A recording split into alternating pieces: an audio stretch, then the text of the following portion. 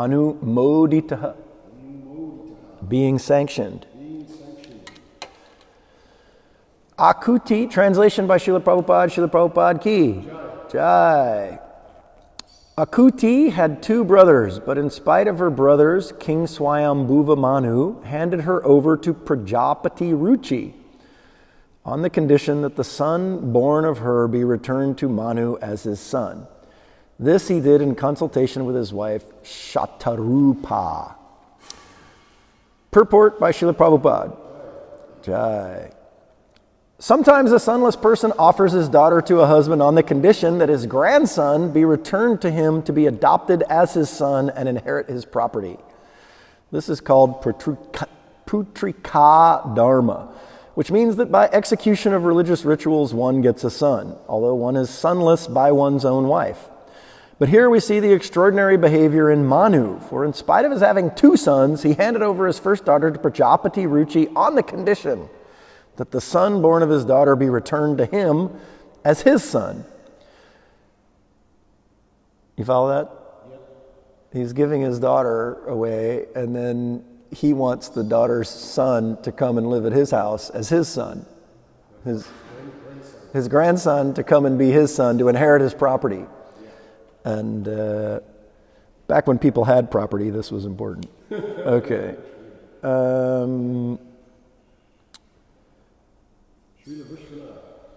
Srila Vishwanatha Chakravarti Thakur comments, Kijai, in this connection that King Manu knew that the Supreme Personality of Godhead would take birth in the womb of Akuti. Therefore, in spite of having two sons, he wanted the particular son born of Akuti because he was ambitious to have the Supreme Personality of Godhead appear as his son and grandson. Manu is the lawgiver of mankind, and since he personally executed the Putrika Dharma, we may accept that such a system may be adopted by mankind also. Thus, even though one has a son, if he wants to have a particular son from one's daughter, one may give one's daughter in charity on that condition. That is the opinion of Srila Jiva Goswami. Om Jnana Timirandasya Nananjana Shalakaya Chakshuraon Militam Yena Tasmai Shri Gurave Namaha. Jai Shri Krishna Chaitanya Prabhu Nityananda Shri Advaita Gadadhara Shiva Sari Gaur Bhaktivinoda Hare Krishna Krishna Krishna Hare Hare Ram and Ram Ramami Hare. I was born in the darkest ignorance, and my spiritual master kindly forced open my eyes with the torchlight of knowledge. Offer my humble obeisance to such a spiritual master. Nam Shivaya Krisvasta Abhiralesh Matidemi Swami Zidamani Vijaram Dixam Chavak. Translation again. Akuti had two brothers, but in spite of her brothers, King Swayambhuva Manu handed her over to Prajapati Ruchi on the condition that the son born of her be returned to Manu as his son.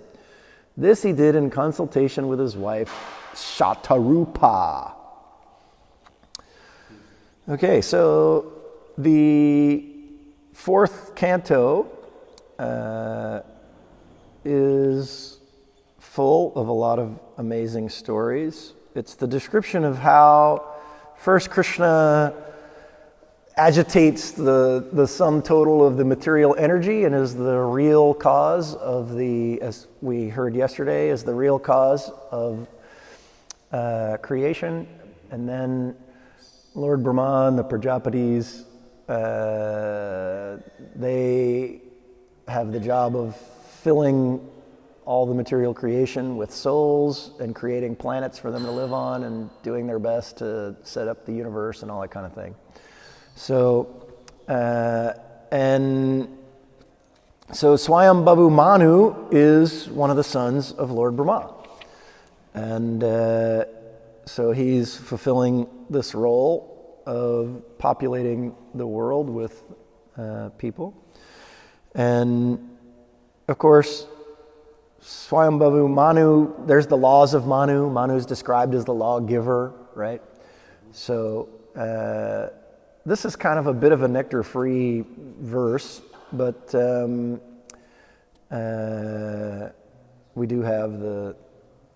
we can feel happy that we're hearing about Swayambhavu Manu, who was an extraordinary personality.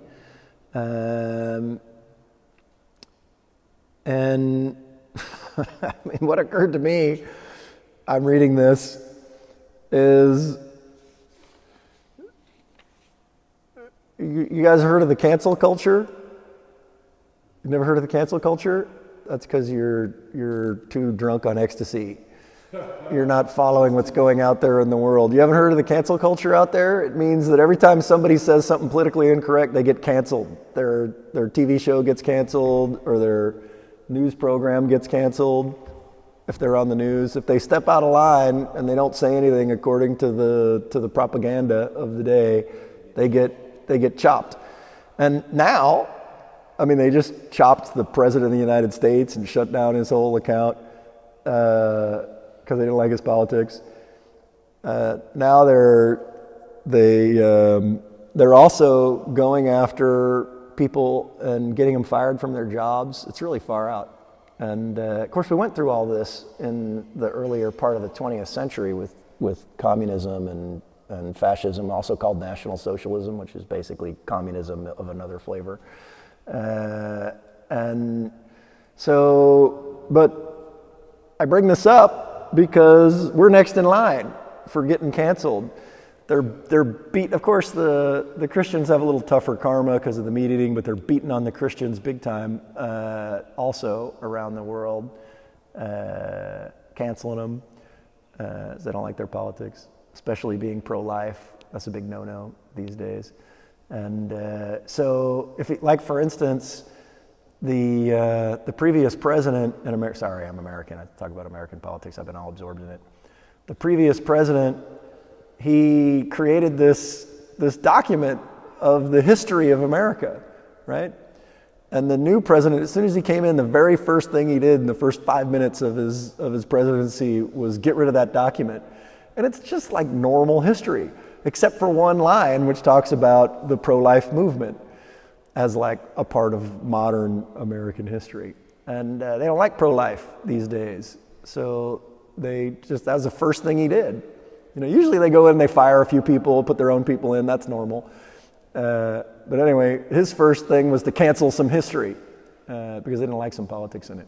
So I bring all this up because, you guys are probably used to this. Wonderful statements like King Swayambhuva Manu handed over his daughter to Prajapati Ruchi like she's property. Sorry, but that's going to get you canceled real quick. And devotees don't realize this because they're too drunk on ecstasy, right? That as soon as the Hare Krishna movement gets any influence at all in the world, of which we have practically, besides Agyata Sukriti, which is of course glorious and wonderful, Ki Jai, we have zero influence in the world. We don't have any universities, we got no institutes. I mean, we have one institute in India, that's about it. But as soon as we get any influence, as soon as we start to have universities and train people who become big politicians or scientists or this or that or whatever, and we get any kind of influence at all, maybe in India we're starting to have a tiny bit of influence. But in the rest of the world, we don't have any influence. But as soon as we get any, guaranteed we'll be first in line for cancellation. So because this little verse we have right here, they're saying that Akuti is the property of her father. That is not a politically correct philosophy in this day and age. And so Prabhupada would lose his job. He wouldn't be able to go on TV, right? His Twitter account would get shut down. No Twitter for you, Prabhupada, right? They just erase him from history. They would take his historical accounts and erase them. I mean, they think everybody's all up in arms about the editing of Prabhupada's books, which is like nothing. They're changing some commas and, rearranging a couple of sentences, which maybe they shouldn't have done, but it's not a very big deal. It's like 4 maybe of Prabhupada's verses out of 700 in the Bhagavad Gita might be slightly changed in their meaning. And I understand why people get bent out of shape about that, but it's really not that big of a deal. Just wait till we get any influence. Prabhupada's book's going to have to be completely redacted, right? Or no Twitter account for you. Anyway, so this is a real problem because coming. I once asked Bir Krishna Maharaj, I said, how are we gonna, the world is not even the world it was in the 60s and 70s when Prabhupada was preaching. And how are we gonna have any, it always astonishes me that we have any women in the movement at all. And it just shows Prabhupada's mercy. And I don't mean that, ultimately, I just mean that in the sense of the current culture. And of course, we're lucky that material life is so horrific and not at all satisfying and just burns people to a crisp. And then they need some nectar. But really, how are we gonna? I asked him. I said, how are we gonna preach to people who want to be a part of the current power structure? And he said one word. It's great. He said hermeneutics, and then he goes. That's all he said. And then he paused for 20 seconds or so, and he said, "Or we won't have a movement." And then he just went on to somebody else's question. So hermeneutics means, it's a wonderful Greek word. Aristotle wrote a book called Hermeneutica, and hermeneutics basically means the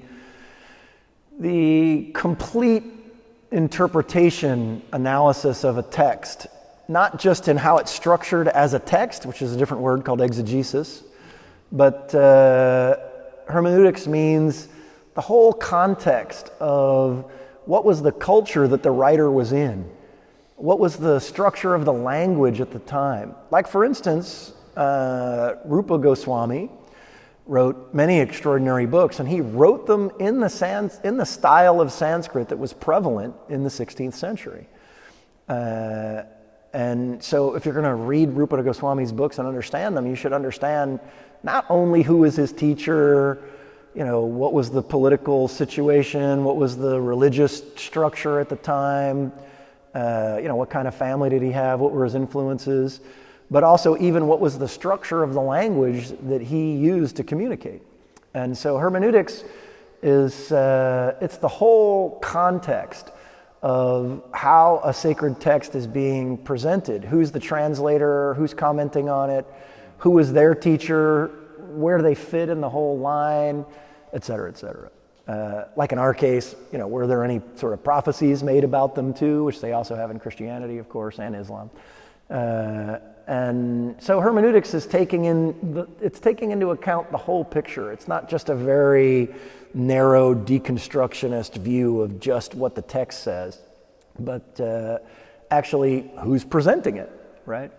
So Bir Krishna said, hermeneutics or we won't have a movement. In other words, if we don't explain what's really going on, how is a lady today, and also many men who have been through the university system and have master's degrees, PhDs, sometimes multiple of them, these are the people. Somebody said, I can't remember what Swami it was, just said the other day that the sannyas of today is getting a PhD. That, like, Lord Chaitanya took sannyas so that people wouldn't make offenses and he would be respected. And it's a bit of a decline in culture that the PhD has become sannyas, because it's not very hard to get a PhD these days as long as you're willing to stick it out. But anyway, he called that the sannyas of the time. And there are so many people who are PhDs. And so how are we going to appeal to these people and not get canceled? Because people will, especially in the future, they're gonna look through Prabhupada's books and his statements, and it's a two-edged sword. We're very fortunate. It's not like, the first time anything was written down after Lord Buddha came was several hundred years later, like 300 years later, before they wrote down anything Buddha had to say. That's the 6th century BC. In the 500s. We don't have anything Pythagoras had to say, who lived at the same time, who was another extraordinary person. Lao Tzu also, it's hard to know how much we really have from Lao Tzu, who lived at the same time also. Christ was 100 years after Christ that anybody wrote down anything that he had to say. We're very fortunate that we have documented a gigantic compilation of what Prabhupada had to say in many different formats, both what he wrote himself and what he just was recorded in room conversations that he had. Some of those are really controversial too, Prabhupada's room conversations, because he's just talking to 5 or 6 or 10 or 15 sannyasis, right? And he's given the sannyasi sauce to the sannyasis, right?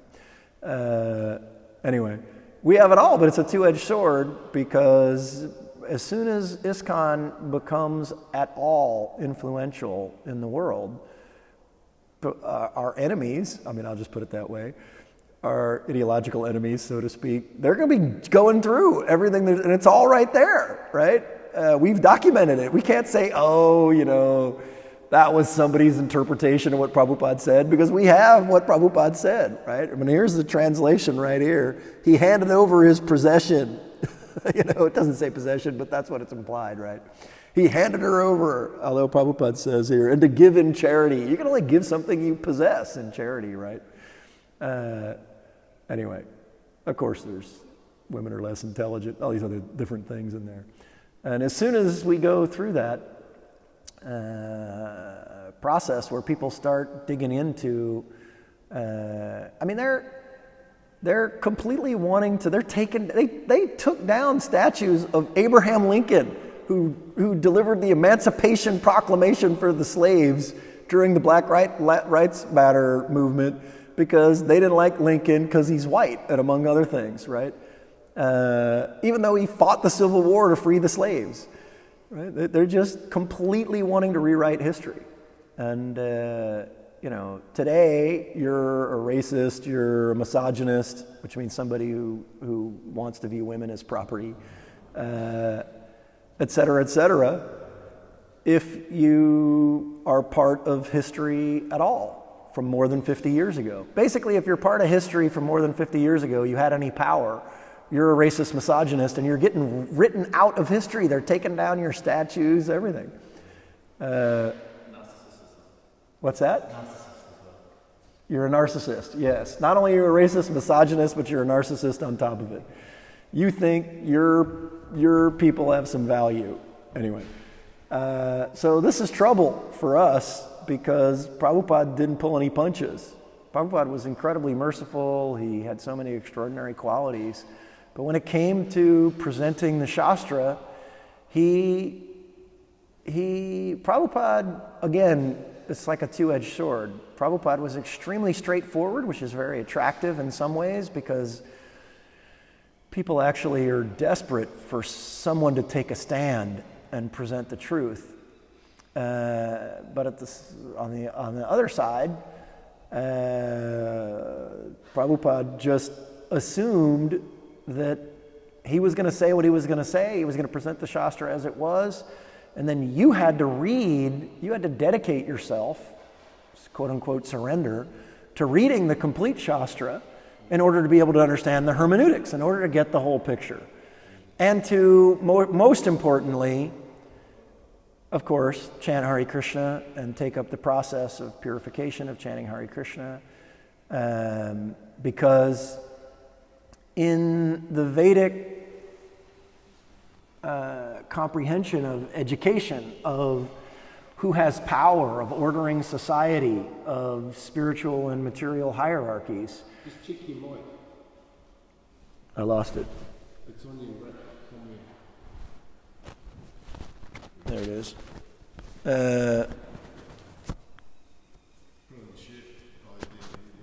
All these hierarchies are based on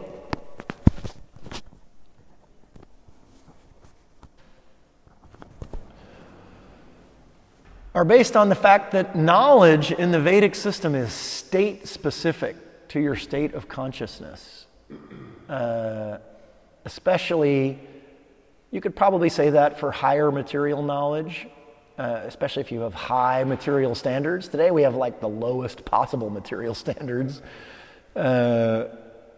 Even what we consider to be so-called like glorious advancements is actually a very low standard.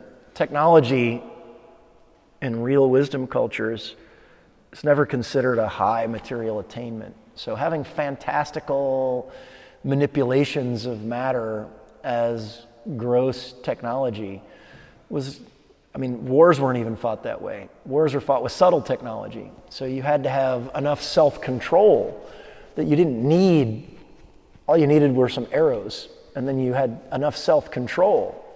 Even if you were on the so-called side of the demons, you were an evil person or whatever, you still had enough self-control that you could chant mantras that had subtle technological power. Still material, but at least subtle. So that was a way higher standard than what we have today, where you just press the red button and you nuke a whole city, right? And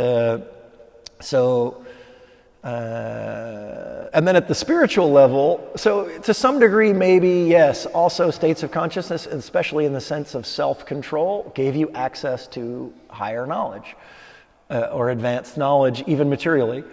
And then especially spiritually, we assert from the Vedic wisdom culture that knowledge is state-specific. So Prabhupada expected that, because of course the Bhagavatam, Idam Bhagavatam Nama Puranam Brahmasamitam Uttama Shloka Charitam Chakara Bhagavan Rishe Nishreyasaya Lokasya Danyan Swastayanam Mahat. This Srimad Bhagavatam is the literary incarnation of God. It is compiled by Srila Vyasadeva, the incarnation of God. It is meant for the ultimate good of all people, and it is all successful, all blissful, and all perfect.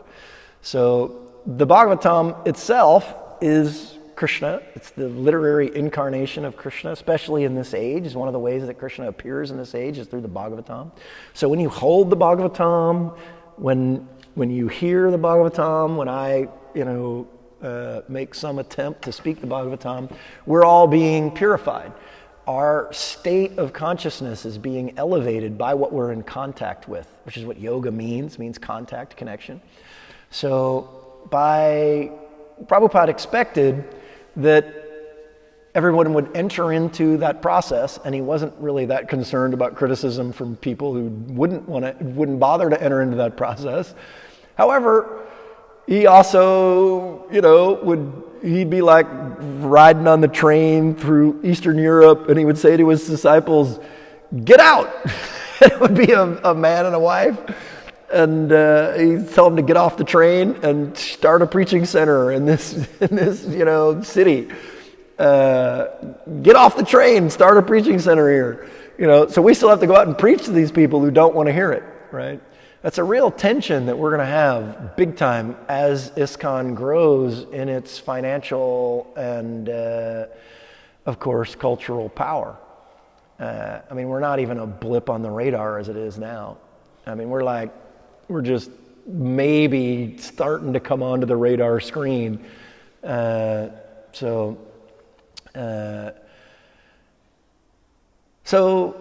these are all real tensions that we're going to have to face.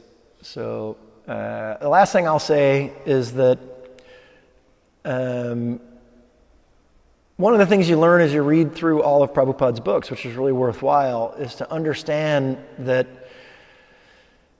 when it says things, when you're talking about a civilization where women were so-called viewed as property, this was or less intelligent. In both cases, the standard of what the men were was so astronomically, cosmically high compared to what we have today that a daughter of a father, first of all, it's not like the father's got the daughter stashed in the dungeon and then he's going to give her away.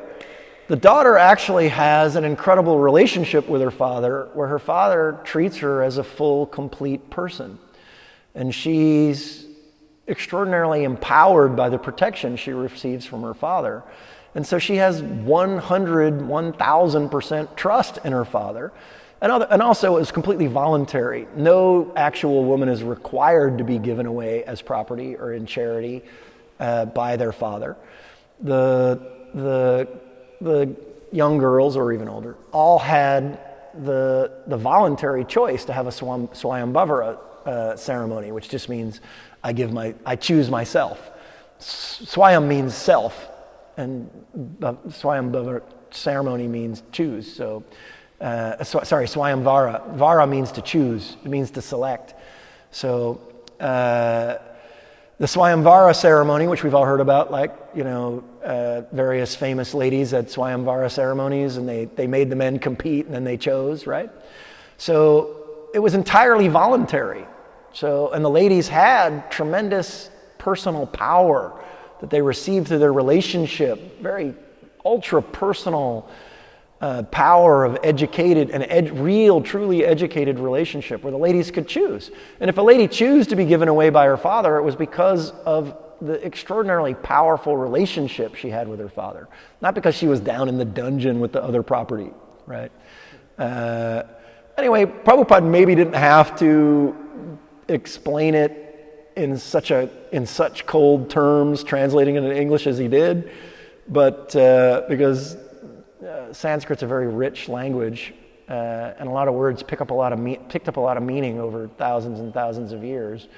But Prabhupada, one of his special empowerments was getting everybody to surrender. Prabhupada didn't give anybody anywhere to hide, and so he didn't translate it that way. So that's one way of looking at that. Another way, like the women are less intelligent, misogyny, part of our triple threat problem that we're going to face as preachers.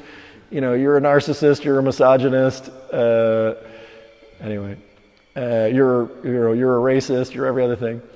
Prabhupada said women are less intelligent. You have to understand that women, in those days, to be intelligent meant that you had to read and write Sanskrit and speak Sanskrit and have memorized vast portions of the Shastra.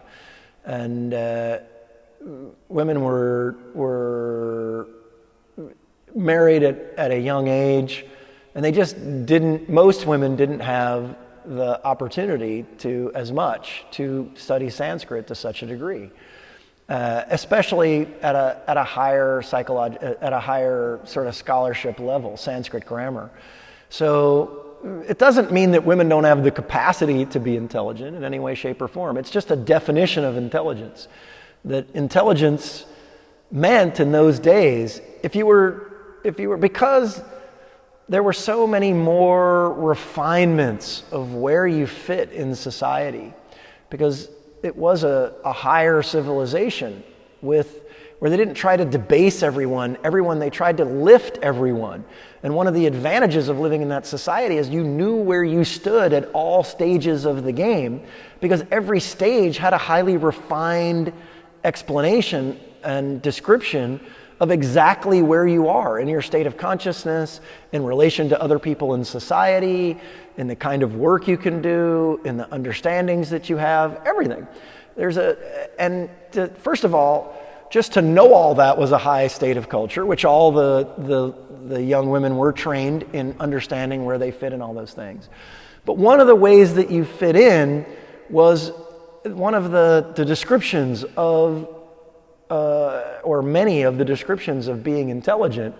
At the top is you had to understand and actually study and have a firm grasp of Sanskrit grammar, which takes 12 years to master. So, and many women, because biologically women's beauty and their power is peaking at a young age, they were wanting to have children at a young age. It also makes those of us who've had children when they're older can tell you verifiably that it's a lot easier to have children when you're younger and have a lot of energy, because kids have a lot of energy and they want a lot of your attention. So anyway, so the whole idea of women are less intelligent is really something that, again, it takes an understanding of the whole culture Prabhupada was presenting before you can make a judgment about that statement. Because it's not an insult to women in any way, shape, or form. It's just an acknowledgement of how rigorous the standard of intelligence was. So, and therefore that in general, the the natural way that women were living in that society meant that they just didn't get the highest qualifications of studying Sanskrit grammar, which takes 12 years to master. And that's really what is being referred to in that sense, because there are many words for intelligence in Sanskrit, and the ones Prabhupada's translating, they're when he's making those statements from the Shastra, are referring to basically the highest scholars in the culture. So, like, nobody thinks, like, my daughter doesn't have a PhD, so therefore she's less intelligent. I don't think that. She's perfectly intelligent and capable. But I do acknowledge that people who have PhDs have gone through a certain special process that gives them a very, especially in certain circumstances, powerful way of looking at the world. And I'm perfectly happy to accept that. So, there we go. Hermeneutics, ki jai. Srila Prabhupada, ki jai. Anybody have any comment on how we can not be canceled as we go forward? Humility. Well, we're going to have humility. We'll be forced into humility, I think. Yeah. It'll be interesting how it unfolds. In the future, it's the golden age. And what we're trying to present is the absolute truth. It's just whether people are willing to accept the absolute truth that Lord Brahma was born out of the navel of Govardhan Vishnu. So let's just wait and see how people accept. There's the father. We all understand we've had a father. So there will be a certain class of people that will never accept. Yeah. And that's Krishna's arrangement also. We are pumping out the Agyata Sukriti, so people are becoming more fortunate on this planet, because we are a serious Agyata Sukriti machine. There's no question ISKCON is doing a great job with Agyata Sukriti. So anyway, I guess we can hope that the Agyata Sukriti tide will lift all boats, and people can understand Prabhupada's books. Jai! Granth Raj Srimad Bhagavatam ki! Jai! All glories assembled devotees.